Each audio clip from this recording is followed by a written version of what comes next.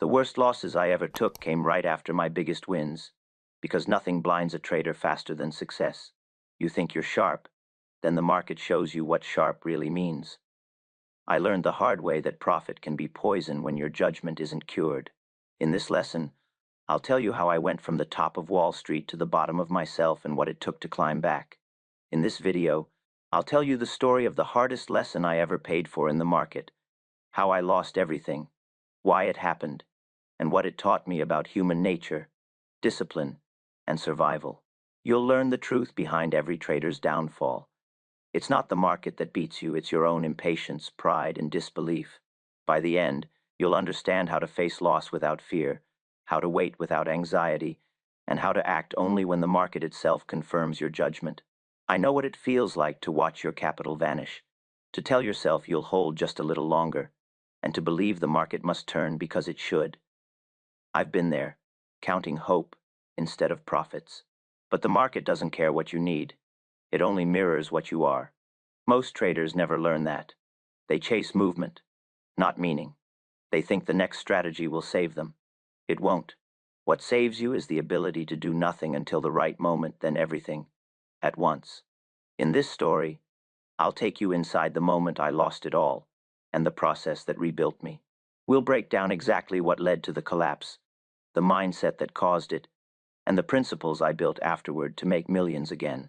You'll see how a single mistake exposed every weakness I had, and how mastering that moment became the foundation of everything I later achieved. I'll share the rules that came out of that experience, the same ones I lived by for the rest of my trading life. And along the way, I'll show you why most traders never recover from their first big loss, and how you can. So let's begin at the exact moment everything I thought I knew about the market stopped working. You know, I used to believe success made a man wise. It doesn't. It makes him deaf. What I'm about to share might seem strange because it starts at the height of triumph, not failure. That's where the real downfall begins. Not when you lose, but when you start believing you can't. After a string of profitable campaigns, I started to feel untouchable. The market seemed to move in rhythm with my thoughts, as if my judgment had become the pulse of Wall Street itself. Every trade felt easy, almost mechanical. I'd enter, it would rise, I'd pyramid my position, and the profit columns would light up like a ticker parade in my honor. Here's what most traders miss. The market's most dangerous gift isn't loss, it's winning too easily. Because profit is a narcotic. It dulls pain, clouds judgment, and whispers lies that sound like truth. When I made my first fortune during the Northern Pacific run in 1901, I thought I had the market figured out. $50,000 in profit, it might as well have been $5 million to a young operator like me. And it wasn't luck. At least that's what I told myself. I believed it was skill, timing, intelligence. I thought I'd earned the right to predict the market instead of waiting for it to tell me when to act. That's how arrogance hides itself. It wears the face of confidence. Now, the market doesn't punish that arrogance immediately. It lets it grow. It rewards it just long enough for you to double down. It's like a calm sea that lulls the sailor into thinking he commands the wind itself. And then, when he's farthest from shore, it changes. I remember sitting in my office one morning, the ticker clicking like a faithful friend, and I started thinking, I know what comes next. That thought, the tiniest one, was the first crack in everything I'd built, because in that moment, I wasn't reading the market anymore. I was talking over it. When you start believing the market moves because you expect it to, you've already stopped listening. And that silence, the one you can't hear, is what wipes men out. The irony is that my downfall didn't start with a loss. It started with comfort. Comfort is the invisible top of every bull run. You don't see it on the chart, but you feel it in your chest, the ease, the calm, the certainty that tomorrow will behave like yesterday. That's when discipline dies quietly, without a sound. I began trading like a man who thought he'd outgrown risk. I took positions without waiting for confirmation. I ignored the warnings I used to swear by. I was no longer reacting to the market. I was assuming it would react to me. You can get away with that for a while. I did. The market loves to flatter your ego before it breaks it. Every small gain felt like proof. Every mistake felt like bad luck. And the more right I was, the less I questioned my thinking. But you can't see the cliff from the hilltop. And the thing about the market, it doesn't care how smart you feel. It waits. patiently. It lets you stack your pride high enough to make the fall worth the spectacle. That's what happened to me. Each success became another brick in the tower of my own illusion, until one day, the same hand that lifted me began to push. And that's where the trouble began. Because the higher you rise on untested confidence, the longer the fall when the market decides it's time to remind you who's in control. I didn't know it yet, but my education was about to begin, and the tuition was going to cost everything I had. It didn't happen all at once, and that's what makes it so dangerous. When a man loses everything in a single day, he knows he's been beaten. But when the fall comes in whispers, in fractions of mistakes, he still believes he's standing tall. The market doesn't break you in one clean stroke. It erodes you, grain by grain, until the day you look up and realize there's nothing left beneath your feet. I remember those days clearly. The air felt thick with a kind of invisible pressure, the kind you can't measure but you can sense. My charts looked the same. My positions were sound, my capital strong, but something had changed inside me. I stopped looking for confirmation, stopped asking, "What is the market telling me?" and started asking, "Why isn't it listening?" I'd entered the most dangerous state a trader can ever reach, the belief that the market owed me consistency. Here's what most men never understand. The first mistake doesn't come from bad information. It comes from ignoring good information. The signs were there, the volume was thinning, reactions were slower, the tape had lost its rhythm, but I was too proud to listen. Every small loss, I told myself, was a temporary setback. Every missed opportunity was just the market being irrational. It's always easier to blame the market than to confront your own blindness. I began to average down on losing positions, convincing myself that I was simply buying value. I ignored my own rules, the same rules that had once saved me. Cut losses quickly, never average a loser, never argue with the tape. But arrogance is louder than wisdom, and when a man's ego starts to trade for him, his downfall is only a matter of time. I remember the day the first real crack showed itself. It was a cotton trade, ironic, really, because it taught me more about patience and pain than all my winning campaigns combined. I'd taken the position on instinct, not discipline. I watched it move against me point by point, and instead of cutting it, I told myself, it's just a temporary reaction. I even felt proud of my composure, proud that I wasn't like those weak hands who panic at the first dip. That's how pride disguises stupidity. It lets you call cowardice, discipline, and denial to patience. The cotton trade turned against me, but I held it. I held it long enough to prove myself right, but the market never needed my proof. It just kept moving in the other direction, slowly at first, then faster, until it became a kind of avalanche that buried me in my own certainty. I made another mistake, then one far worse than losing money. I started to cut my winners and hold my losers. It's a disease that infects every trader sooner or later. You take small profits because they make you feel smart, and you let big losses grow because admitting them makes you feel foolish. I watched myself do it, almost as if I were standing outside my own body, screaming at myself to stop, but pride has a way of closing the ears while leaving the eyes open. I could see the damage. I just couldn't act on it. Each small loss became a position to recover later. Each rule I broke became an exception just this once. Before long, exceptions were the rule, and my judgment, once my sharpest weapon, had turned dull from overuse. Looking back, I realized that I wasn't trading the market anymore. I was trading against my own reflection. Every entry was an argument, every exit a negotiation with my own stubbornness. I wasn't seeking truth, I was seeking comfort. And the market doesn't reward comfort, it punishes it. That's why I always say the first real loss happens long before the money's gone. It happens the moment you start lying to yourself. I used to think losing capital was painful, but that wasn't the true cost. The real pain was watching my confidence leak away one trade at a time. The market was teaching me humility, but I mistook it for bad luck. You can't see pride on a balance sheet, but it's there in the hesitations, in the overreactions, in the silence after the closing bell when you tell yourself you're fine. You're not fine. You're bleeding. And if you don't, stop it. The market will do it for you. Every speculator has to face this moment, the quiet, creeping realization that you've built your fortune on habits you no longer follow. You can read every book, draw every chart, and repeat every rule.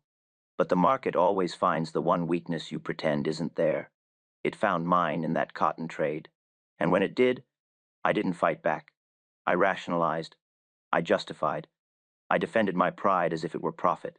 By the time I finally sold, the damage was done not to my capital, but to my discipline. My confidence wasn't wounded. It was gone. I began to question my own instincts, my timing, even my understanding of the tape. I felt like a doctor who couldn't diagnose his own illness, prescribing hope when the disease was denial. That's the cruelest thing about pride. It doesn't break all at once. It bends you slowly, until one day you wake up and realize you've become someone you used to warn others about. That was the first crack, not the loss itself, but the surrender of self-control. From that moment forward, every trade was infected with hesitation. I'd check the tape, feel the urge to act, then second-guess myself into paralysis. And when I finally did act, it wasn't reason guiding me, it was desperation. I was no longer playing the market. I was playing against time, hoping to win back not money, but identity. But you can't buy back discipline once you've sold it to pride. The market was patient, and I was not. It didn't need to destroy me quickly. It just needed to wait until I'd finished destroying myself. It's strange how you can feel the ground shifting under your feet and still convince yourself you're standing on solid stone. The truth is, every trader knows when the tide has turned, they just don't want to admit it. I saw the signs as clear as a headline on the ticker. The rhythm that used to flow through my fingertips had gone flat. The tape no longer sang it, stuttered. Volume thinned out, reversals came quicker, and I began to notice something terrifying. I wasn't reacting anymore. I was waiting to be proven right. The market had stopped talking to me, but I kept talking to it. Every position I held was a conversation with my own denial. You tell yourself you're being patient, but really, you're paralyzed. I remember sitting in my office one morning, sunlight slanting across the desk, papers stacked in neat defiance of chaos, and I stared at the tape as if sheer will could make it obey. Prices fluttered, dipped, reversed, but I couldn't feel the movement anymore. I used to sense the pulse, the subtle shift in momentum, the breath of the market like a living thing. Now it was like watching a stranger breathe through glass, familiar but unreachable. I told myself it was just a quiet phase, that the next big swing would make sense of everything. But the market doesn't owe you clarity. It only offers opportunity. And when your pride refuses to see it, opportunity turns into punishment. The first day I realized something was truly wrong. I remember the silence more than the loss.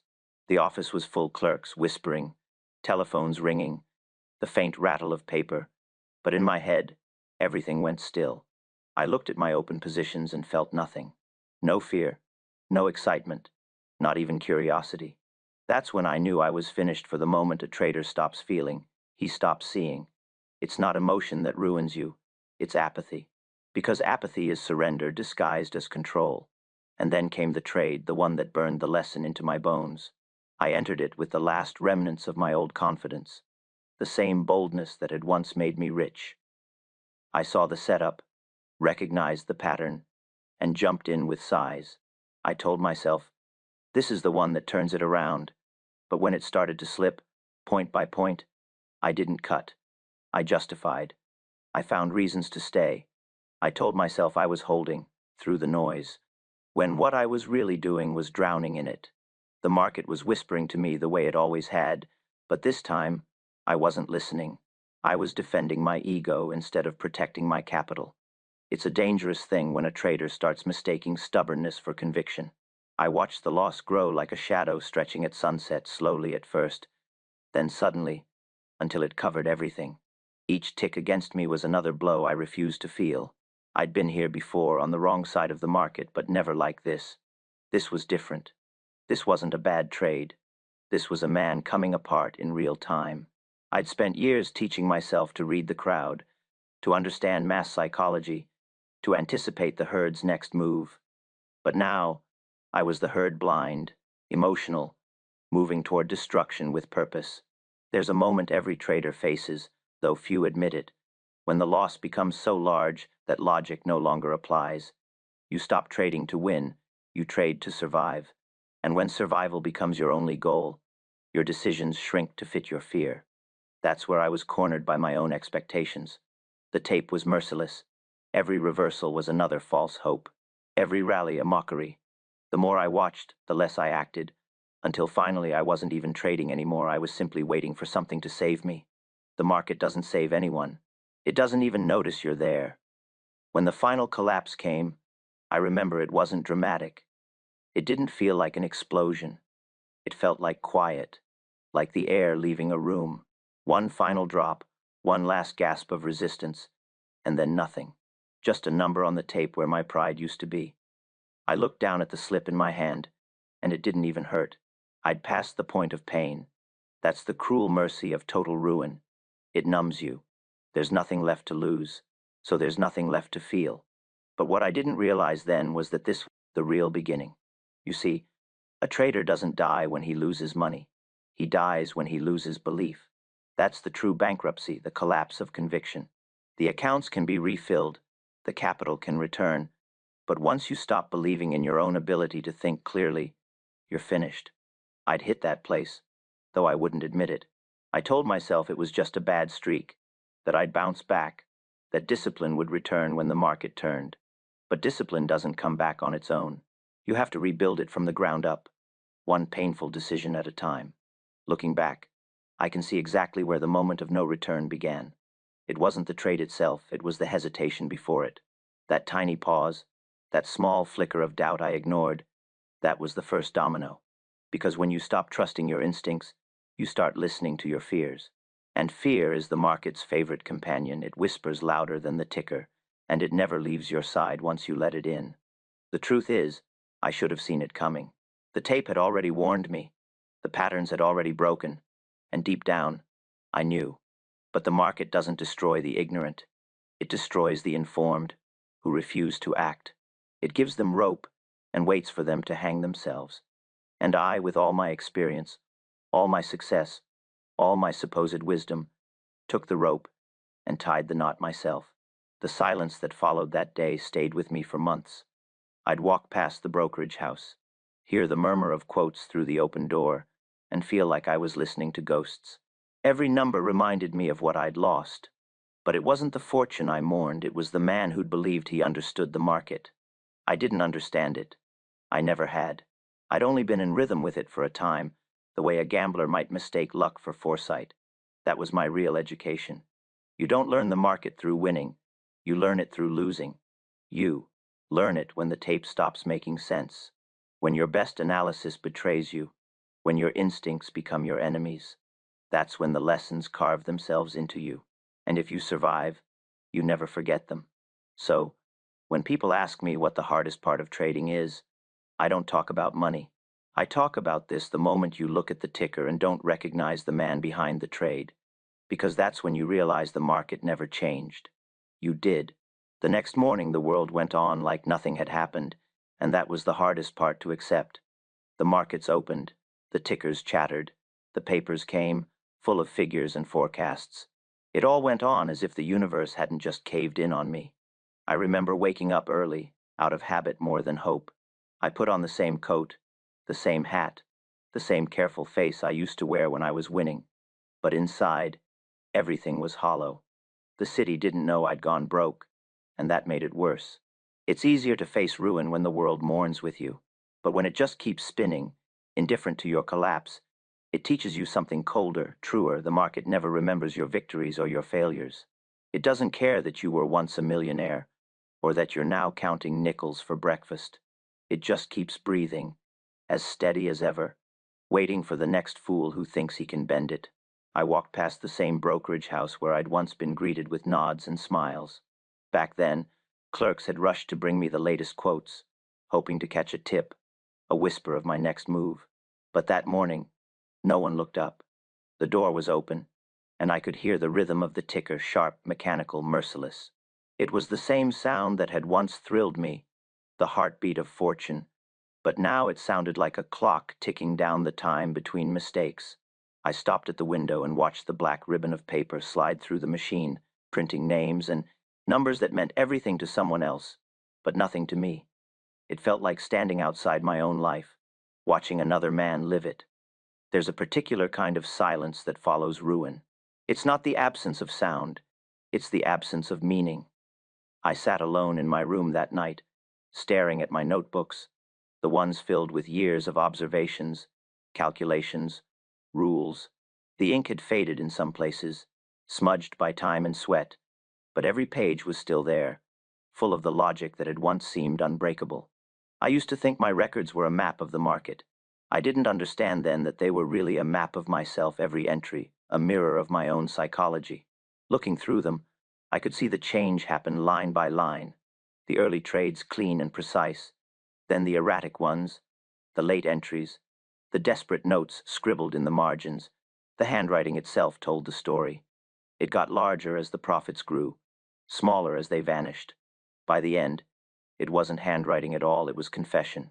I tried to tell myself it was just bad timing, that I'd recover, that I'd done it before and could do it again. But the truth was, something deeper had broken. I didn't trust my judgment anymore. I didn't even trust my instincts. When you lose everything, it's not the capital that hurts, it's the collapse of belief. You stop believing in your rules, your signals, your logic. You start doubting everything that once felt certain. And once that doubt takes hold, it spreads like rot through every thought you have. That's the real cost of ruin. The loss of money is just the invoice. The loss of confidence is the debt that lingers. I used to think of the market as an opponent, a giant machine to outwit, to conquer, to predict. But after that collapse, I saw it differently. The market wasn't my enemy. It was a mirror.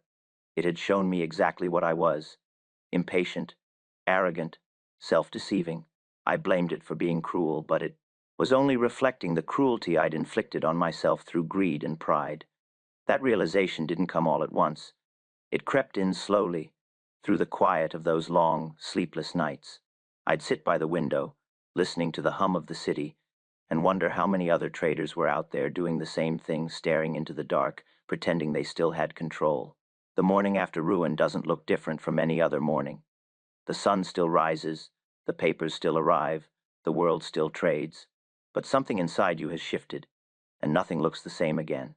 I'd see people in the street reading stock quotes out loud, their faces full of hope, and I'd feel a strange mix of pity and envy.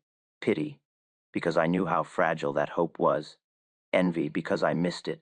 I missed believing that I could win, that I could see patterns others couldn't. I missed the thrill of being right. But the market had taken that from me, and I understood now that it had to, because as long as I believed I was right, I could never learn. It's funny, the day before I lost everything, I felt like the master of my fate. The day after, I realized I'd never been in control at all. The market had always been the master. I was just an interpreter, a translator of its moods and movements, and somewhere along the line, I'd stopped listening. That was the real loss, not the money, not the lifestyle, but the connection. The market speaks to those who pay attention, but it stops speaking the moment you start shouting over it. I'd been shouting for years. That morning, as I walked past the exchange, I caught a reflection of myself in the window. The same face, but older somehow. Not in years, in understanding. I'd thought ruin was the end, but it wasn't. It was a cleansing. It stripped me of illusions I'd carried too long. Illusions about control, about genius, about being smarter than the crowd. The market doesn't reward intelligence. It rewards obedience. And I'd forgotten how to obey. When you're at the bottom, there's no applause, no sympathy, no headlines, just quiet. The kind of quiet that forces you to listen again. That's what the morning after ruin gives you, a chance to hear the truth you ignored. I didn't know it then, but that silence was the beginning of my return. You can't rebuild until you stop lying to yourself about why you fell apart. I didn't understand that then. I thought recovery was about making back the money, replacing what I'd lost, proving to the world and to myself that I still had it. But the market doesn't measure recovery in dollars. It measures it in honesty. And I wasn't ready to be honest yet. I told myself that my failure was bad luck, that the panic had been irrational, that the market was manipulated by bigger players with deeper pockets. I built stories to protect myself from the truth. It's a strange instinct we have, to blame the storm instead of the weak roof. But storms are inevitable. It's the roof that's supposed to hold. Mine didn't. Every trader knows that losing hurts, But what most don't realize is that ignoring that hurt costs far more than the loss itself. Pain in speculation is like the warning light on a ship's deck. It tells you there's a leak before you sink. When you turn that light off because you don't like its color, the water doesn't stop coming in. You just stop seeing it. That's what I did. I silenced the pain. I buried it under logic, strategy, bravado. I told myself I was fine, but pain is patient. It waits, and when it comes back, it demands interest. I remember sitting in a cafe one morning, staring at the newspaper, pretending to read. I was scanning the market pages like a man checking the face of an old enemy, pretending he doesn't care who won. Prices were climbing again, steady, strong, and I felt a knot twist in my chest. Not jealousy, not regret, something deeper, something that stung. It was the feeling of being left behind by the game you used to lead. The numbers didn't matter anymore. They were symbols of something I'd lost that money couldn't buy: trust in myself. That's what pain does when you don't face it. It rewires you. It teaches you to hesitate, to doubt, to second guess. You don't even notice it at first, because hesitation hides behind words like caution and discipline. But it's not discipline, it's fear. And fear ruins more traders than ignorance ever will. For a long time, I carried that fear like a companion. It followed me into every room, every conversation, every thought about the market. I'd see a clean setup, an obvious opportunity, but my hand wouldn't move. I'd remember the crash, the sleepless nights, the silence that followed. My mind would whisper, "What if it happens again?" So I'd wait, and the move would come and go without me. That's the cruel trick of pain ignored. It doesn't stop you from losing. It stops you from acting when it matters most, and then you lose anyway. I used to think trading was about knowledge, about strategy, about predicting the next move before anyone else saw it. But it's not. Trading is about recovery. It's about how fast you can stand back up after you've been knocked down. And the man who refuses to feel his pain can never get back up right. I learned that the hard way. I kept looking for new methods, new systems, new confirmations, anything to distract myself from the truth that my problem wasn't technical. It was personal. I didn't need a new system. I needed to heal. There's a passage in How to Trade in Stocks that I wrote years later, after the wounds had closed, where I said, "Losses always teach more than gains." I didn't write that as advice. I wrote it as confession. Every dollar I lost back then was tuition. I just hadn't realized it. The market was teaching me to separate emotion from execution, pride from principle, ego from instinct. But I was a stubborn student.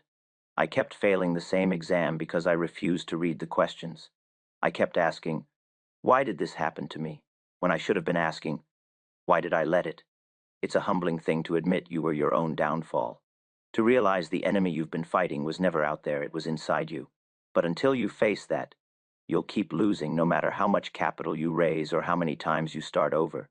The market has a way of repeating the same lesson until you finally learn it. That's why so many men go broke the same way twice. They never stop to ask what the loss was trying to teach them. I remember one night, long after the market had closed, sitting in a room too quiet to bear, I opened one of my old ledgers and went through every trade I'd made that year, line by line, figure by figure. I thought I'd find a pattern in the numbers, but what I found was a pattern in myself. Every bad decision had the same fingerprint: impatience. I saw it everywhere. I wanted to be right too quickly, wanted to win before the market had confirmed I should. And when it turned against me, I wanted to prove it wrong instead of accepting the truth. Every great loss I'd ever taken could be traced back to that single flaw, refusing to wait for the market to prove me right. That realization hit me harder than any loss ever could, because once you see that pattern in yourself, you can't unsee it. From that night on, I stopped blaming the market. I stopped blaming the system, the brokers, the manipulators, the headlines. I started blaming myself, and that was the first honest thing I'd done in months. It didn't make me feel better. It made me feel worse, sick, even, but it was the kind of sickness that meant the poison was finally coming out. Facing pain is like surgery. You bleed for a while, but then you start to heal. Ignoring it just lets the infection spread. Pain, I realized, isn't punishment. It's information. It's the market's way of teaching you what your mind refuses to see. Every panic, every mistake, every sleepless night, it's all data. The question is whether you use it or deny it. Once I understood that, I stopped asking for the pain to go away and started asking what it was trying to tell me. What it told me was simple. Stop hiding. Stop pretending you're fine. Stop fighting the last trade. Stop trying to be right. Just listen. That's when things began to change. But before I could rebuild, I had to destroy something far more dangerous than my past losses. I had to destroy the version of myself that refused to learn from them. Every man who's been beaten by the market has to make a choice sooner or later whether he's going to quit or start over as a different man. I didn't know that at first.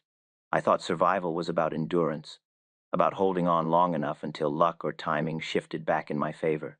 But the truth is, you don't survive this game by holding on. You survive by letting go of pride, of old habits, of the person you were when you made those mistakes. The hardest part of beginning again wasn't the empty pockets, it was killing the version of me that had lost them. There's a kind of silence that comes after pain, not the silence of peace, but the silence of exhaustion. That's where I lived for a while. I didn't read the papers. I didn't walk into brokerage houses. I didn't even check the quotes. It wasn't discipline, it was defeat. I'd spent so long trying to outthink the market that I forgot how to listen to it. The ticker had once been a voice I could understand, but now every sound felt like noise, mocking me with its indifference. It took months before I could bear to hear it again without feeling my stomach twist. But one morning, I woke up before dawn, and I knew. I didn't know what trade I'd make or when I'd make it. I knew I had to start again. Not to win, not to prove anything, to learn.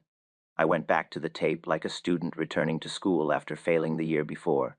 I started small, too small for anyone to notice. I'd sit quietly at the corner desk of the brokerage house, notebook open, eyes fixed on the narrow strip of paper sliding through the machine. I didn't trade at first. I just watched. I watched how prices moved after news broke, how volume expanded during strength, how it faded before reversals. I began to see the old patterns again, the pulse I used to feel before pride deafened me to it. The market wasn't cruel. It was consistent. It had always been telling me the truth. I'd just stopped believing it because it didn't flatter me anymore. In those months, I realized that recovery isn't about money. It's about clarity. I didn't need a new system or a new formula. I needed to rebuild trust in my own judgment, and that meant stripping away everything that didn't serve it. No more tips, no more advice, no more chatter from brokers pretending to know what tomorrow would bring. I stopped asking others what they thought and started asking the market what it was saying. Observation became my religion. The less I spoke, the more I understood. You see, the market never punishes ignorance. It punishes disobedience. The rules had always been there: cut losses quickly, never average down, trade only in harmony with the trend, never argue with the tape, but I had treated them like suggestions, not laws. This time, I swore to live by them as if my life depended on it. And in a way, it did. Because a trader without discipline is already a dead man, he just hasn't buried himself yet. I remember one particular morning, sitting in that same chair, watching the tape flutter like a heartbeat. A stock I'd been tracking for weeks suddenly came alive, volume rising, price ticking higher in small, steady bursts. Everything about it felt right. It wasn't rushing. It was breathing, expanding. The movement was natural, the kind that signals strength building quietly beneath the surface. I didn't rush in. I watched, waiting for confirmation, for the market to prove that what I felt was true. When it did, I placed the order small, deliberate, without excitement. The price rose, dipped, rose again, then settled higher. The tape was speaking clearly now, and I listened. When I closed that position later for a modest gain, it wasn't the money that mattered. It was the feeling, the old rhythm returning, but steadier this time, grounded. For the first time in years, I felt aligned with the market instead of at war with it. The difference wasn't in my method, it was in my mind. I no longer needed to be right. I needed to be in tune. That's the secret no one tells you. Success in speculation isn't about prediction, it's about synchronization. You don't lead the market. You follow it closely enough to anticipate its next breath without forcing it. I stopped trying to guess tops and bottoms. I stopped chasing headlines. I stopped fighting every small reaction. I learned to let the market move first and let my actions follow naturally. It was humbling at first, operating with such restraint, but it was also liberating. For the first time, I didn't feel like I was gambling. I was observing, responding, adapting. I stripped my world down to essentials. No distractions, no speculation over coffee cups, no opinions disguised as insight. Just me, the tape, and time. And that time taught me something I hadn't understood before. The market doesn't remember your losses. It doesn't care how much you've suffered. It only tests your readiness to learn. Every day it offers the same opportunity to act correctly or to repeat your mistakes. And the only thing that decides which you'll do is whether you've truly changed. That's when I knew I was coming back. Not because my account balance was growing, but because I was no longer chasing redemption. I was no longer angry at the market or desperate to reclaim my name. I'd stopped trading for the man who'd lost everything. I was trading for the man who had learned why. There's a strange peace that comes with that realization. The market isn't an enemy, a teacher, or a god. It's just a reflection of yourself. It mirrors your discipline, your patience, your fears. When I looked back at my earlier failures, I could see it clearly. The market hadn't beaten me. I'd beaten myself. It was never about timing or trend or information. It was about behavior. The losses were only symptoms. The disease was ego. That turning point wasn't a single trade or day or breakthrough. It was the quiet acceptance that I wasn't special, that the laws of speculation applied to me as strictly as they did to anyone else. Once I accepted that, everything became simpler. I stopped chasing certainty and started living by probability. I stopped looking for perfect trades and started waiting for perfect timing. I stopped defining success as being right and started defining it as acting right. From then on, I made a vow to never again argue with the market, to never again let pride override principle, and to never again mistake noise for opportunity. That vow didn't make me invincible. It made me aware, and awareness, in speculation, is worth more than fortune. When people talk about comebacks, they usually mean money. But my real comeback began long before the profits returned. It began the day I stopped trying to win and started trying to understand. The market hadn't changed. I had. And that difference, that quiet, invisible shift was enough to change everything that followed. When I finally found my footing again, I didn't start with trades. I started with silence. I went back to doing what most traders forget how to do after their first taste of success: watch. It's the simplest thing in the world, and the hardest thing to sustain, sitting still while opportunity tempts you from every direction. The market is a stage, a living theater where greed, fear, and hope perform the same play every day with different actors. And when you've lived through the crash, when you've been stripped down to your nerves and memory, you start to see the performance for what it really is. You stop following the noise. You start hearing the rhythm beneath it. That's where understanding begins, not in action, but in attention. In those years of rebuilding, my greatest trades were made long before I ever placed an order. They were made in the hours I spent doing nothing, studying the tape, reading the patterns, marking the pauses between movements. I'd sit at my desk before the market opened, the city still quiet, and I'd write in my ledger, wait for clarity, wait for proof. I didn't chase a single move without confirmation. I learned that the market always tells you what it's about to do. You just have to give it enough time to speak. The mistake most traders make is confusing motion with meaning. They think a rising price means strength, a falling price means weakness. But that's just the surface. The truth lies in the tempo, how it rises, how it falls, how it breathes between the ticks. That's what I was listening for again. I began to notice something new. Stocks that once seemed random were as predictable as human emotion once you understood their rhythm. They pulsed, they hesitated, they reacted. Each fluctuation told a story about fear spreading, about confidence building, about exhaustion setting in. The market was human nature translated into numbers, and the numbers never lied. I realized I'd spent half my career studying patterns without ever studying people. Every point on that ticker tape was a man's hope or fear distilled into price. And when you watch long enough, you begin to recognize the handwriting of the crowd. You see where optimism turns to greed, where caution turns to panic, where conviction turns into capitulation. Once you can read that, You don't have to predict anything, you just follow the inevitable. That's why I've always said, the greatest edge in speculation isn't knowledge, it's patience. Everyone wants to know what to buy, but few ever ask when. Timing isn't about signals or formulas. It's about waiting for confirmation that your idea has already begun to prove itself true. The market rewards patience because patience is rare. Most traders, even the clever ones, can't sit through the quiet. They crave movement. They confuse activity with progress.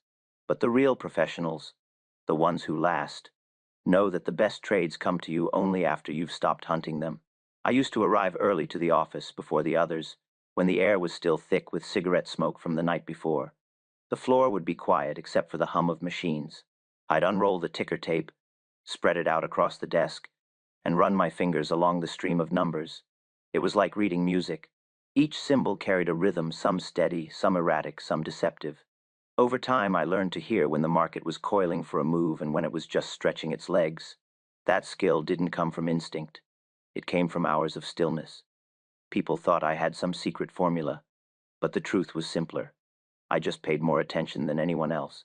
One of the things I used to do, and I still tell traders to try this if they ever want to learn discipline, is to spend an entire week watching the market without trading a single share. Write down everything you think, every impulse to act, every moment you almost reach for the order slip, every emotion that flickers across your mind. Then, at the end of the week, compare those thoughts to what actually happened. You'll be shocked at how often your impatience would have ruined you. Observation reveals not just what the market is doing, but what you are. That's why most people can't do it. They can't face themselves long enough to see how their thoughts distort their vision. It was during one of those long, quiet stretches that I finally understood something I'd missed for decades. The market doesn't hide information, it hides it in plain sight. The crowd just moves too fast to notice. Everyone's racing to react before they've even finished observing. But the market doesn't reward speed. It rewards timing. Speed is reacting to the first move. Timing is acting on the second. The difference is observation. When you learn to wait for that second move, that confirmation, you start to see order in the chaos. That's when you begin to trade like a professional instead of a participant. You can't learn that from books or systems. You learn it by being quiet enough to let the market show you its rhythm. It's the same in life, really. The answers are always there, but noise disguises them. The man who learns to wait learns to win, not because he's smarter, but because he's still there when the others have exhausted themselves. Looking back now, I realize that this period, the quiet years of observation, were the most valuable of my life. They taught me that doing nothing can be the most profitable action a man can take, provided he knows what he's waiting for. It was in that silence that my confidence returned, not through profit, but through understanding. I stopped trying to make trades happen.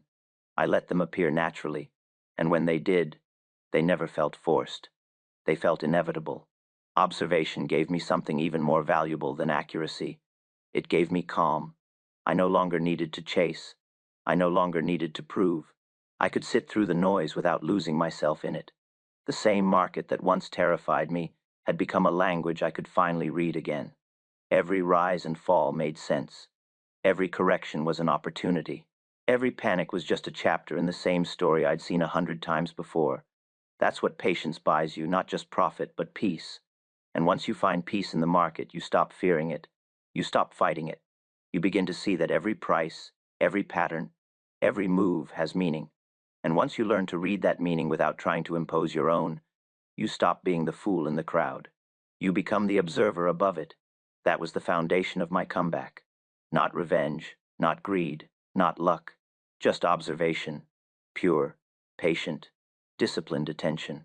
The same habit that most traders consider boring turned out to be the only thing that could save me. And from that stillness, I learned the next law, the one that made me rich again.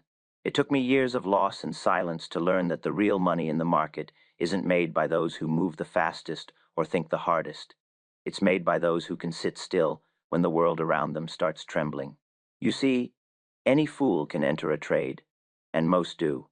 They can study the charts, mark the patterns, watch the ticker, and talk endlessly about the next move. But the moment they find themselves in a winning position, they begin to itch. They can't stand the quiet that follows a good decision. They start looking for exits, reasons, reassurance. They trade away their patience, penny by penny, until the profit that could have changed their lives dissolves into noise. I used to be that fool. I used to think the secret of success was in timing the entry, but it isn't. The real secret lies in mastering the wait.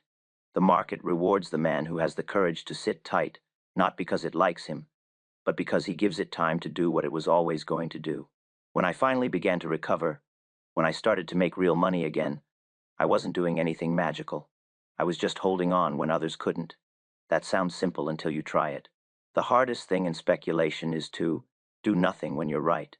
There's an instinct in every trader that screams to take the small win before it disappears, as if the market's going to punish you for your discipline. That instinct is fear disguised as logic. The market doesn't punish patience, it punishes doubt. I remember one campaign in particular, long after I'd rebuilt my capital. It was in a leading industrial stock, quiet at first, steady, unremarkable. I bought my position after weeks of watching it build a foundation, and when it started to move, it did so with grace, inch by inch, without drama. The old me would have sold after the first 5 points. The old me would have congratulated himself, called it a victory, and moved on to the next opportunity. But I'd learned my lesson. I'd learned to wait for the market to prove me right twice. So I watched. Every dip felt like a test, every headline a taunt. Brokers would whisper about profit-taking, about reversals, about how no one ever went broke taking a profit. But I wasn't listening to them. I was listening to the tape, and the tape was still strong. It hadn't broken rhythm. It hadn't turned against me. It was merely breathing, and when it began to move again, it moved with force. The advance that followed paid me more than all my smaller victories combined. That was the day I stopped being a trader and started being an operator. Most men don't fail because they can't find the right stock. They fail because they can't hold it when they do. They talk about courage as if it means taking risk. But the real courage in speculation is in restraint. Sitting tight doesn't mean being idle, it means holding your conviction through the noise. It means watching the crowd lose its head while you keep yours. The market is a pendulum swinging between fear and greed, and the operator's job is to remain still while it moves. You don't push the pendulum, you let it return to you. That's how you win, not by too saving as a prize, force, but by alignment. The old saying goes, "It was never my thinking that made the big money, it was my sitting." People repeat that line without understanding it. Sitting tight isn't passive. It's the highest form of discipline. It's action through inaction. It's what separates the gambler from the professional. When I used to take small, quick profits, I thought I was being smart. I thought I was managing risk. But all I was really doing was selling my future for the comfort of certainty. I wanted to feel safe, and safety is the most expensive illusion on Wall Street. Once I understood that, I stopped chasing it. There's a rhythm to every great move. It begins quietly, builds slowly, then explodes when the crowd finally notices. The operator doesn't wait for the explosion, he positions himself in the quiet. He enters when no one's paying attention, and he holds when everyone else starts talking. He doesn't listen to the chatter or the panic. He listens to the market itself. And when it tells him the move is done, he doesn't hesitate. He exits cleanly, without greed, without noise. That's what sitting tight teaches you: patience on the way up, discipline on the way out. I used to compare it to hunting. The amateur fires at every rustle in the grass. The professional waits for the certainty of movement. Every pull of the trigger costs him nothing but time, and yet time is everything. The same is true in the market. Every trade you take prematurely, every exit you rush, costs you time you can't buy back. Sitting tight buys you that time, it allows your judgment to mature. I can still remember the quiet before those big moves. There's a feeling in the air, a stillness that almost hums. The crowd calls it boredom. I call it opportunity. Most traders can't stand boredom, they fill it with mistakes. But boredom is where wealth accumulates. It's the interval between ignorance and realization. The man who can sit through it, without needing the thrill of constant action, will always end up owning what the impatient sold him. There's another thing. Sitting tight gives you clarity. When you hold a position long enough, you start to see your own mind more clearly than the market itself. Every doubt, every impulse, every fear, each one tries to pull you out of the trade before it's done. If you can recognize those voices and stay still anyway, you start to master not the market but yourself. That's the real game. Not money, not fame, not victory, self-control. The man who can sit still while others panic has already won, no matter what the price does. And let me tell you something most won't admit. Sitting tight hurts. It's uncomfortable. It's lonely. You'll watch others take profits early, boast about their gains, jump in and out while you sit there doing nothing. You'll feel foolish. But then the trend will carry further than anyone imagined. And while they're chasing back in at higher prices, you'll be there, quietly, where you always were. That's when you realize the market doesn't reward cleverness, it rewards conviction. The hardest thing I ever did was nothing. The most profitable thing I ever did was nothing. That's the paradox of speculation. It's a game where restraint is power and stillness is movement. You don't conquer the market by action, you survive it by patience. So when people ask me how I made my biggest fortunes, I don't talk about systems or signals or strategies. I talk about the long hours I spent sitting in my chair, fighting every instinct that told me to move. I talk about the discipline it takes to trust your position when the whole world seems to be against it. That's the real secret, the one no one wants to hear because it sounds too simple. But simplicity is always the last thing a trader learns. In the end, sitting tight isn't about waiting for the market to move, it's about waiting for yourself to stop moving. Once you do that, once you've learned to master the stillness inside your own mind, the market becomes your ally, not your adversary. That's when the real profits begin, not in the numbers, but in the mastery. When I look back on everything I'd been through, the triumphs, the collapses, the false dawns, I can tell you that the only thing that finally saved me wasn't luck, intelligence, or timing. It was law. Not the kind written in books, but the kind carved by pain. Every rule I follow now was written in loss, each one etched deep into memory by the sting of failure. I didn't rebuild with hope or inspiration. I rebuilt with structure. Because without structure, a man becomes a leaf in the wind, moving wherever emotion blows him. I'd been that leaf once. Never again. I'd learned that the market doesn't destroy you. It just exposes the holes in your discipline. So I started patching mine, one rule at a time, until I could stand upright again. The first law was simple and absolute. Cut losses quickly. No debate, no hesitation, no pride. When I realized a trade was wrong, I'd sell immediately, without question, without hope. I'd spent too many years convincing myself that a small loss could turn into a recovery. But small losses don't grow smaller, they grow teeth. They eat through confidence, through judgment, through everything that keeps a trader sane. Cutting losses isn't weakness. It's strength disguised as surrender. The hardest part of this business is learning when to give up on your own idea. That's why I say the only men who fail in the market are those who argue with it. I'd done that for years, and the market had been right every single time. From that point forward, my first act of strength was to admit when I was wrong. The second rule, add only to winners. It's human nature to throw good money after bad, to average down, to defend a position as if the market owes you vindication. But defense has no stride, place in speculation. When you add to a losing trade, you're not managing risk, you're feeding ego. You're building a tower on a swamp and pretending it's solid ground. But when you add to a winner, you're aligning yourself with strength, compounding success instead of compounding mistakes. I used to pyramid my profits this way, cautiously, methodically, only when the market itself confirmed I was right. The difference between a gambler and a professional is that the gambler bets on reversal, the professional bets on continuation. I stopped trying to catch turning points and started following movement. The crowd guesses, the operator waits for proof. Then came the third rule, never average a loser. I can't stress this enough. It's the surest path to ruin, the silent killer of accounts and egos alike. Averaging down is a psychological disease, a refusal to face the truth that your judgment was wrong. You tell yourself you're improving your position, but what you're really doing is buying comfort, lowering your costs to ease your mind. It's like throwing more coal into a sinking ship because you don't want to admit you're taking on water. I did it once, early in my career, and it cost me more than any crash ever could. I still remember that feeling, the desperation of watching a stock fall while convincing myself I was buying value. It wasn't value, it was denial. pure and simple. Every operator learns this lesson eventually. The smart ones learn it before it kills them. The fourth rule: never argue with the tape. The market doesn't care about your logic, your reasoning, or your opinions. It doesn't care about news or analysis or what should happen. The market is always right because it reflects the sum total of all human behavior, and human behavior doesn't answer to reason. The tape is your only source of truth.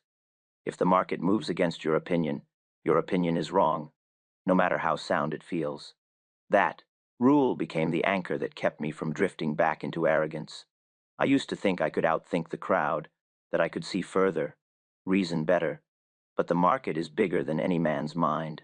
It humbles the genius and rewards the disciplined. Once I learned to stop arguing and start obeying, the noise faded. The game became simple again. And then, the final rule: always wait for confirmation. Patience, once my greatest weakness, became my greatest weapon. I no longer acted on hunches or predictions.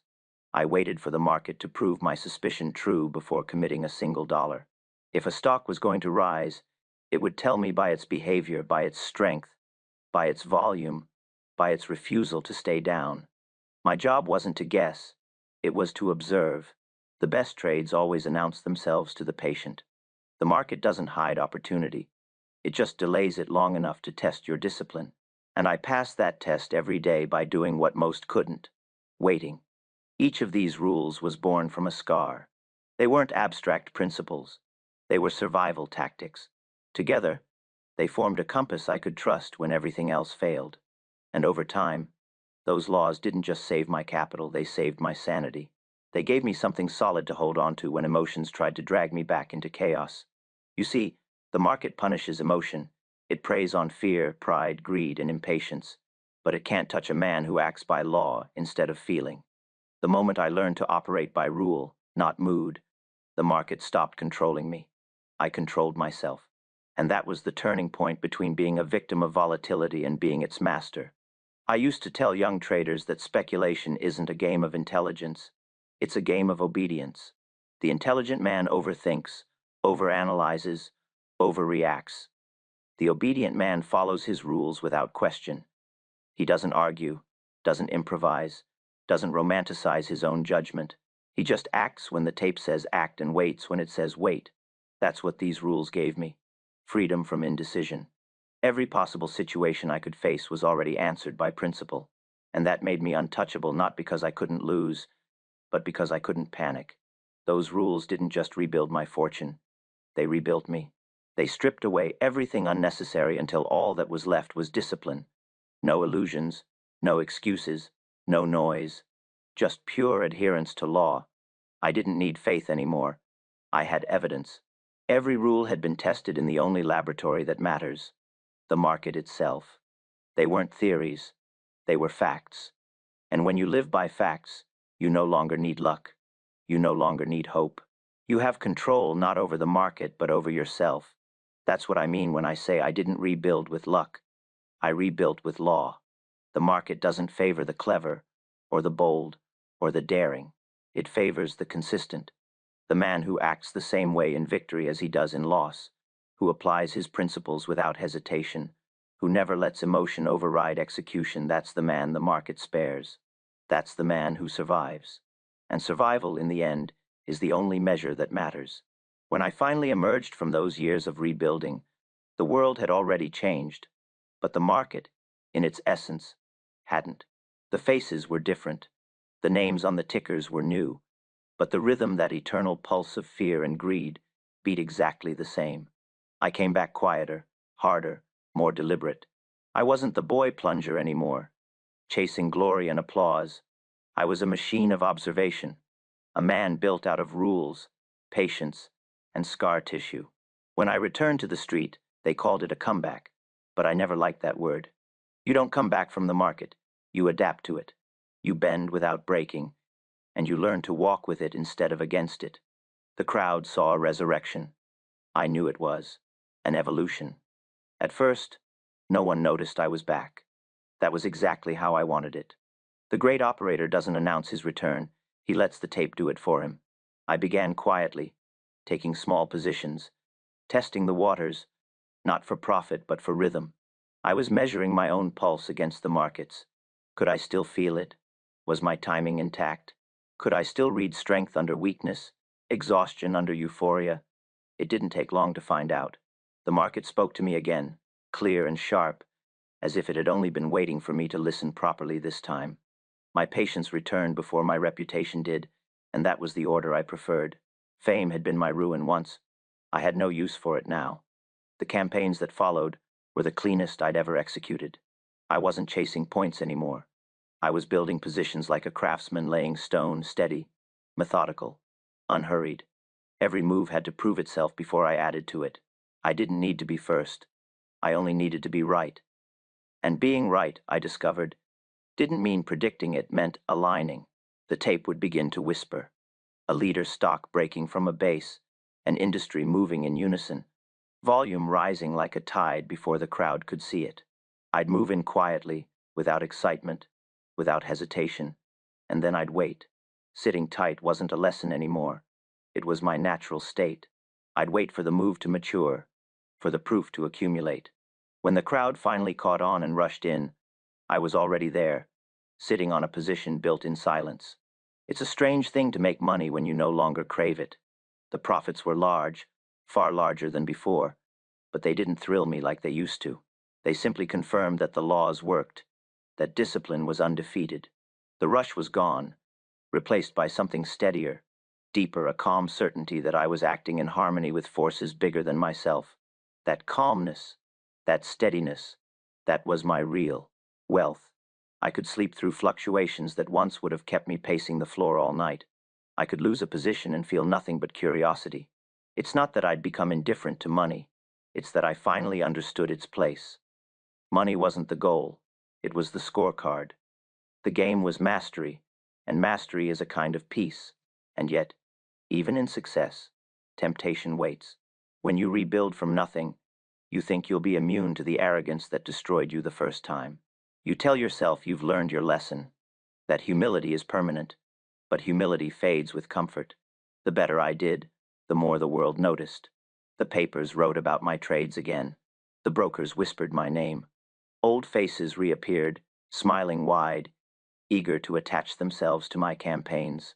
I ignored most of them, but not all. Fame has a gravity of its own, and after a while, I began to feel its pull. Then came 1,929. I can still feel the weight of that autumn, the charged air, the trembling excitement, the fever that gripped the street. The market had been rising for years, relentless, euphoric. Every man thought himself a genius. Taxi drivers were quoting stock tips. Shoeshine boys were talking about leverage. The crowd was drunk, and I could smell the collapse long before it came. The tape was frantic, overextended, manic. Every uptick was slower, every reaction sharper.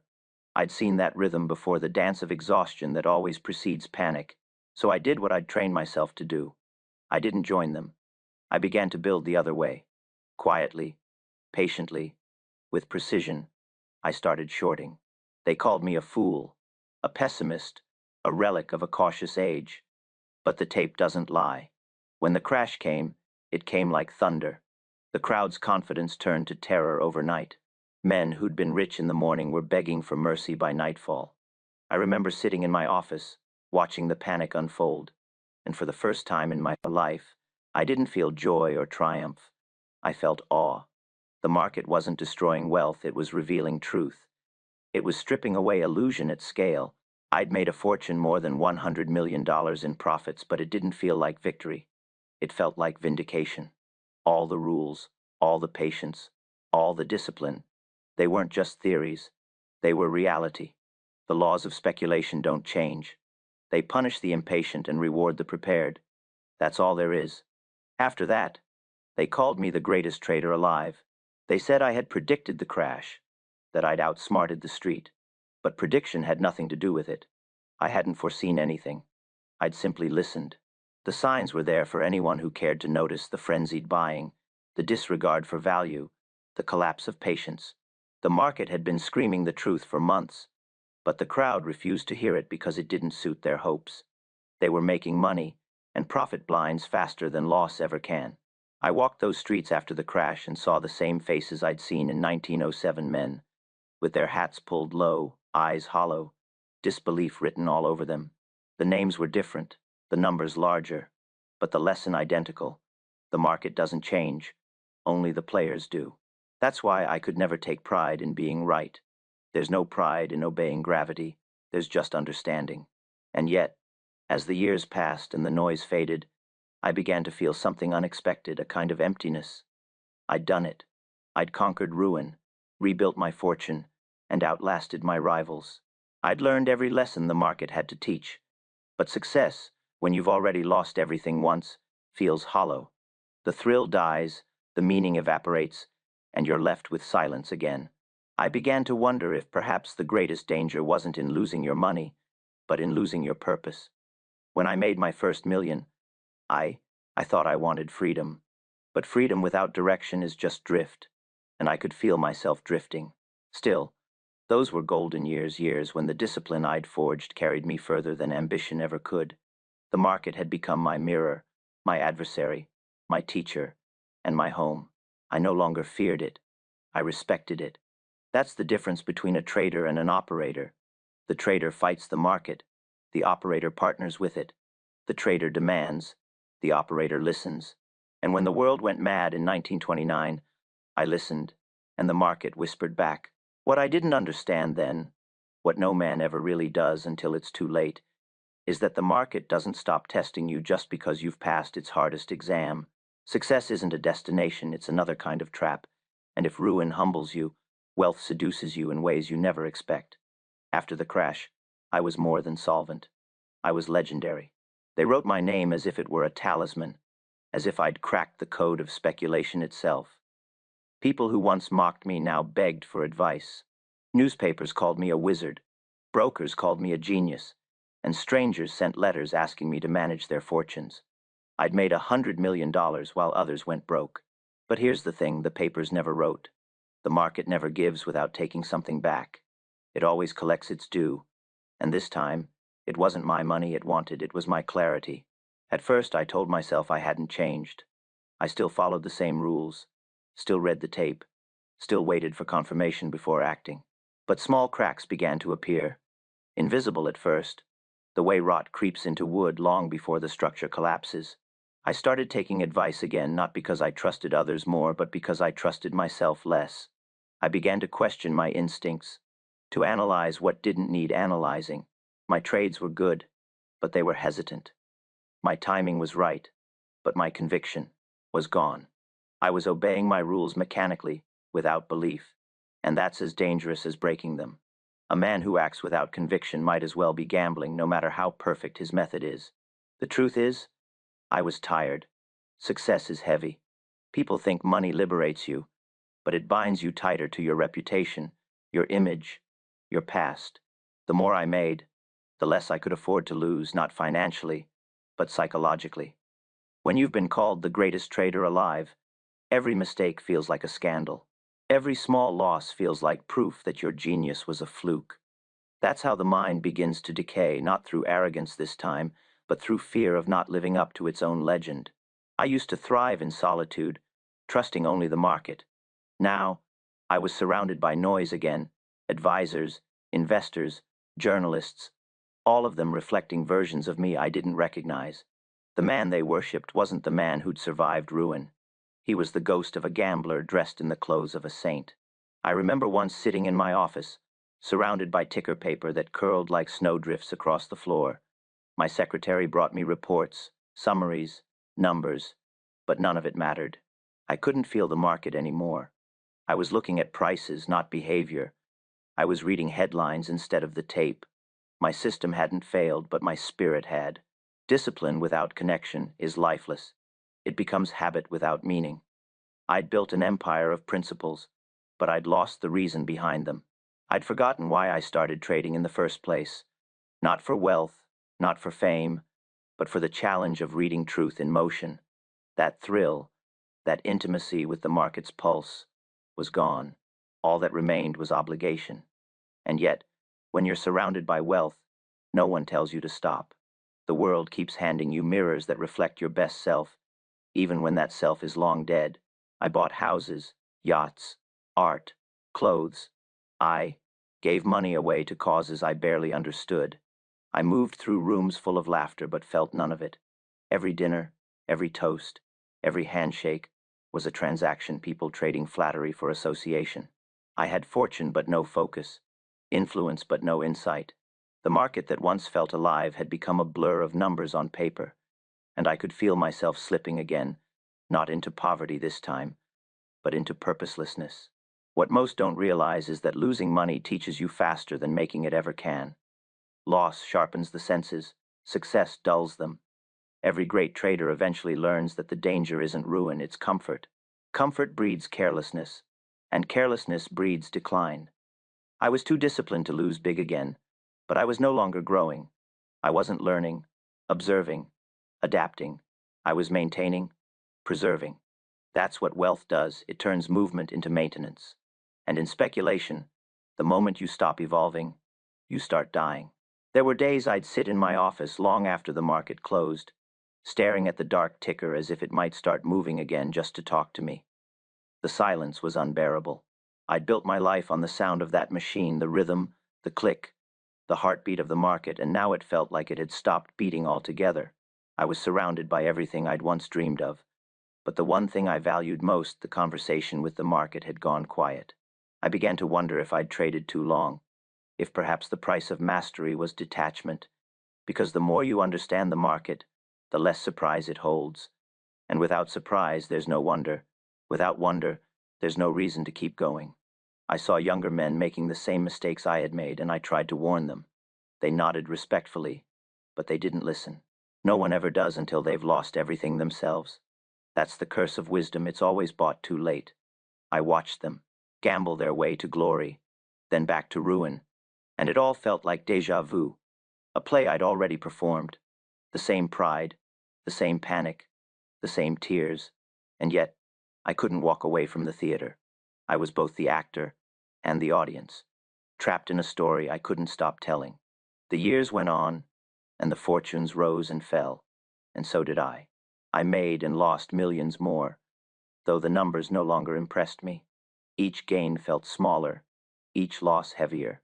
Wealth had become noise, and I longed for silence again, the same silence that once terrified me after ruin, now called to me like peace. I started to realize that perhaps the market's final lesson wasn't about profit or loss at all. Perhaps it was about understanding the limits of man's ambition. You can master the tape, you can master your emotions, but you can't master meaning. The market doesn't provide that. It only reflects what's already inside you. I'd spent a lifetime chasing the rhythm of prices, but somewhere along the way, I'd stopped listening to the rhythm of myself. That's the cost of endless victory. It steals the fight that made you alive in the first place. When I was young, I traded to become free. When I was rich, I traded to stay relevant. Somewhere between those two, I stopped being either. If there's one truth I'd pass to any man still chasing his fortune, it's this. The market can give you wealth, but it will take something from you in return. It always balances the scales. You might lose money, or time, or peace, or purpose, but you'll lose something. And if you're lucky, you'll realize that before it's too late. Because the market doesn't destroy men, it reveals them. It shows them exactly who they are when nothing else is left to hide behind. I learned that truth at the height of my power, surrounded by everything I thought I wanted. And when I finally saw myself clearly again, stripped of illusion, I understood that even my victories had been part of the market's lesson. It wasn't punishing me. It was finishing my education. There comes a point in every speculator's life when the numbers stop mattering. You can have more zeros at the end of your account than you ever dreamed of, but they stop feeling real. They become symbols, ghosts of effort, reflections of past discipline. I'd won and lost more fortunes than most men could imagine, but in the end, those numbers were just ink. They could vanish overnight, and more than once, they did. What stayed was what the market had carved into me, the discipline, the endurance, the absolute clarity that comes only after years of watching your illusions burn to ash. That's when I began to understand that the real measure of a trader isn't what he earns, it's what he can endure. Every man can make money in a bull market. The rising tide lifts fools as easily as it lifts professionals. But only the disciplined survive the bear. It's easy to feel brilliant when prices go your way. It's when they don't that the truth shows itself. The market has a way of turning your reflection inside out. It strips away the charm, the intellect, the self-confidence, and leaves only the raw, unguarded creature underneath. The man who can stand there unshaken when every candle on the chart turns red, that's the true trader. The rest are tourists passing through. The reason most men fail in speculation isn't because they lack intelligence. It's because they can't stand discomfort. They think in profits and losses, but the market operates in patience and pressure. It pushes against your will, stretches your nerves until they scream, tempts you with false reversals, and whispers in your ear that you're missing out while you sit there doing nothing. That's why endurance is everything. You don't beat the market by outsmarting it, you beat it by outlasting it. I learned that the hard way, sitting through the long, grinding stretches where nothing moved, where opportunity slept like a winter bear. I used to think boredom was failure. I learned that boredom was victory. Because if you can stand still while everyone else exhausts themselves chasing noise, the profit eventually comes to you. I remember the old trading rooms before the machines took over, the smell of smoke, the murmur of men pretending calm while their eyes betrayed panic. You could always tell who'd last and who'd be gone by year's end. The ones who bragged, who talked loud, who checked their positions every minute they'd vanish. The ones who sat quiet, who stared at the tape without emotion. They were the survivors. They didn't fight the market. They absorbed it. They knew the secret I finally came to understand. Survival isn't luck. It's discipline disguised as endurance. When I say a trader is measured by what he endures, I don't just mean financially. I mean mentally, emotionally, spiritually. You have to endure isolation, because no one truly understands what it feels like to risk everything on your own judgment. You have to endure doubt, because even the right decision looks wrong before it pays off. You have to endure temptation, because the market will always offer you an easier way out, a small profit when you should wait for the big one. And you have to endure yourself the moods, the impulses, the need to be right. That's the hardest battle of all. Most men lose not to the market, but to their own reflection. After years of speculation, you start to develop a strange kind of patience, not the passive kind, but a quiet confidence in the process. You stop needing to be entertained. You stop chasing movement. You learn that boredom isn't the enemy, it's a sign that you've finally slowed down enough to think clearly. The amateur can't stand still, because stillness exposes him to his own thoughts. The professional seeks stillness, because it protects him from the crowd's fard. Madness. I used to laugh when people said trading was exciting. To me, the best trades were the quietest ones, the kind that made me forget about excitement entirely. The moment trading feels thrilling is the moment you've already lost control. What endurance gives you is distance from emotion, from fear, from the noise of others. It gives you perspective. You stop reacting to every tick, every rumor, every headline. You begin to see the market as a living organism with moods and rhythms of its own, not as a series of isolated events. You begin to recognize the patterns that most people can't see because they're too busy watching their own emotions instead of the tape. And when you reach that level of detachment, the market stops feeling like chaos. It starts to feel inevitable. That's what I mean when I say the real measure of a trader is what he endures, because endurance transforms understanding into instinct. After you've been through enough cycles, booms, busts, recoveries, you stop flinching. You've seen it all before.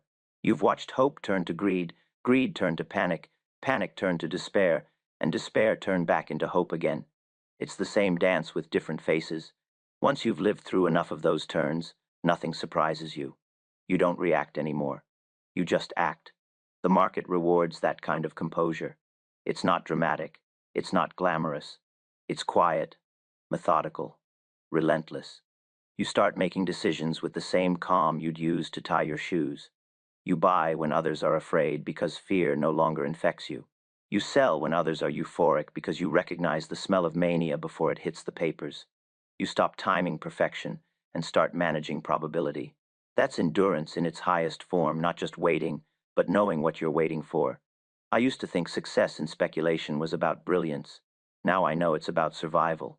The men who last aren't the sharpest, the fastest, or the richest. They're the ones who can take the pain of being wrong, the boredom of being right, and the solitude of both. They're the ones who can watch a fortune evaporate without losing their composure, who can start again from nothing without losing their will. That's the final test, the one that separates the speculator from the operator. The speculator rides the waves, the operator becomes the tide. And once you reach that place where every loss is just data, every win just proof of process, you stop needing the market to reward you. The profit becomes secondary. The calm becomes everything. The game that once drove you mad now feels like meditation.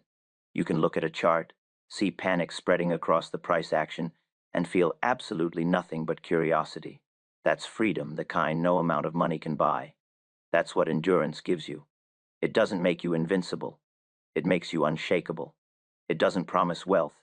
It promises peace. You learn that the market doesn't test your strategy. It tests your soul. And the only men who pass are the ones who've already accepted that the market will never stop testing them.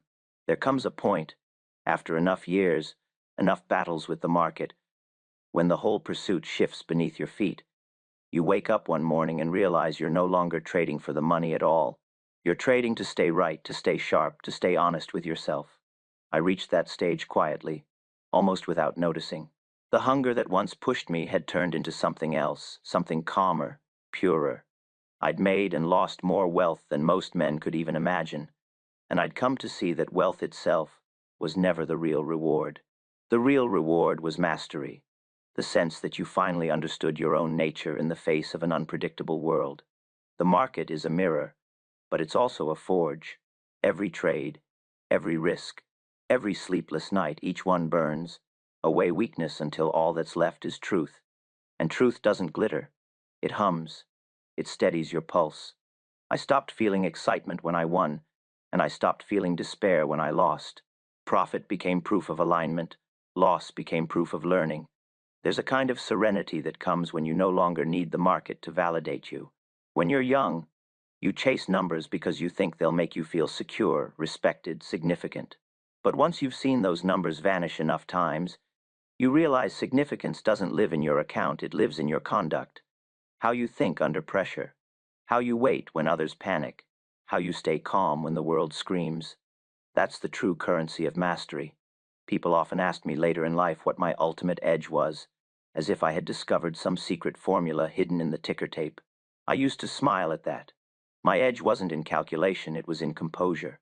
It was in the silence between decisions, the patience between signals, the refusal to flinch when the tape challenged my conviction. I had learned that the market doesn't reward the loudest voice or the fastest hand, it rewards the stillest mind.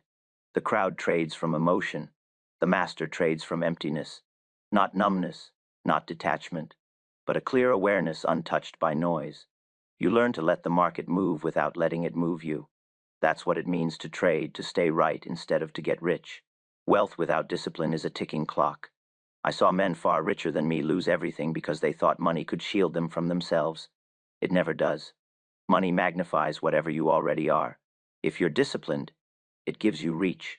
If you're reckless, it gives you rope. It doesn't change you. It reveals you. That's why I never saw my fortune as success. It was simply evidence that I'd followed my laws faithfully enough, long enough. When people said I'd mastered the market, I always corrected them. No one masters the market. You master yourself in relation to it, and if you're lucky, that's enough to survive. Mastery isn't glamorous. It's quiet repetition, endless refinement, doing the same thing correctly 1,000 times until you stop thinking about it. It's the absence of drama. The younger traders used to look at me and think I was bored because I didn't react to volatility. They mistook calm for fatigue. But calm is the highest form of energy. It's stored potential. It's readiness. When you can hold your composure through uncertainty, you begin to see the structure behind chaos. You can sense when momentum is dying before the chart confirms it. You can feel exhaustion in the price action before it breaks. The market speaks differently to a quiet mind. I used to sit in my office during those later years, no longer surrounded by noise or visitors. Just me and the tape, a thin ribbon of movement tracing the heartbeat of human nature. I'd watch it flow and think to myself, this isn't speculation anymore, it's meditation. Every rise and fall, every tick and reversal was just breath, the same inhaling and exhaling of emotion, hope, greed and fear that had been repeating since my first trade as a boy. Nothing had changed but my perception. I wasn't chasing it anymore. I was witnessing it. The same patterns that once terrified me now comforted me. They reminded me that all chaos follows rhythm eventually, that all panic runs out of breath, that all greed ends in exhaustion. The truth that took me a lifetime to learn is this: the market isn't a place to make money, it's a place to measure yourself. You can't lie to it, you can't deceive it, you can't outsmart it. It knows you because it is you. Every hesitation, every impulse, every flicker of greed or fear manifests in your trades. You think you're analyzing price, but you're really analyzing your own psychology projected onto a screen. The market doesn't care who you are, but it will reflect you back perfectly until you finally learn who that is. That's why most men leave it broken, not because they couldn't master it, but because they refused to face what it showed them. When I'd finally learned to stop fighting the reflection, everything changed. I no longer saw the market as an opponent. It wasn't against me, and it wasn't for me, it simply was. My job wasn't to conquer it. It was to stay aligned with it, to let its truth pass through me without resistance. That's the kind of mastery that no book can teach and no fortune can buy. It's the peace that comes after a lifetime of chaos, the stillness that follows every collapse, the moment when you stop needing to win because you finally understand that winning isn't the point. The point is clarity. I learned to remain calm when others panicked, silent when others screamed. I didn't withdraw from the world. I simply stopped needing its noise. Even the market storms couldn't move me anymore. I'd seen them all: booms and busts, manias and crashes, fortunes made and erased like chalk on a board. The rhythm was eternal. The faces changed. The lesson never did. I came to see that success was nothing more than learning to endure repetition without losing awareness. The amateurs chase novelty, the masters perfect consistency. I no longer needed to prove anything to the market, to others, or to myself. I traded not for profit but for alignment, to maintain the discipline that had taken me a lifetime to build. And in that discipline, I found freedom. The freedom to act without emotion, the freedom to wait without anxiety, the freedom to know that nothing, no loss, no gain, could touch my center anymore. That's what mastery really is. Not control over outcomes, but control over response. When the world moves fast, you move slow. When the crowd trembles, you stand still. When everything falls apart, you remain whole. And that, in the end, is the final lesson the market has to give. The lesson beyond money, beyond fortune, beyond success. The market teaches you to know yourself completely, to strip away illusion, to meet uncertainty without fear. It teaches you to see through the noise of the world into the quiet order beneath it. And once you see that, you can never unsee it. You stop chasing luck because you realize luck was never real. You stop fearing loss because you know loss is just the price of clarity. So when people asked me, late in life, what the market had given me, I'd tell them this: it gave me myself. It showed me what I was made of, what I could endure, what I could become when I stopped running from truth. I started as a gambler, hungry and reckless. I became a speculator, disciplined and deliberate. But in the end, I became something else, a witness, not of prices, but of human nature in its purest form. And in that witnessing, I found a peace that all the fortunes in the world could never buy.